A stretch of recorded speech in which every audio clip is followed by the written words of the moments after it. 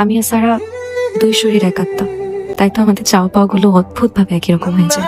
প্রথম দেখাতেই আদিলকে আমার ভালো লাগে, কিন্তু আমি বুঝতে পারি সারাও আদিলকে পছন্দ করে।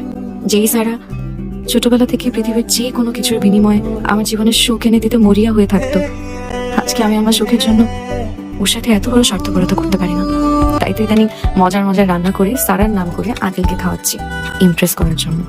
আদিলকে দেখে মনে হচ্ছে সারার প্রতি অলরেডি ইমপ্রেসড, কিন্তু সারা তো জানি কেমন একদমই আনরোম্যান্টিক। আদিলের টেক্সটের রিপ্লাই গুলো আমাকে দিতে হয়।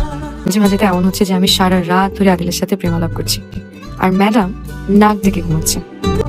এত কিছুর বিনিময়েও সারাকে সুখী করতে পারিনি, উল্টো সবাইকে দুঃখের সাগরে ভাসিয়ে সারা চলে গেছে। আগামী মাসে আমিও জার্মানি আসছি। ভেবেছিলাম একেবারে গিয়ে তোমাকে সারপ্রাইজ দিব, কিন্তু যেভাবে কান্নাকাটি শুরু করেছো সারপ্রাইজটা রাখতে পারলাম কই। এবার তো একটু হাসো।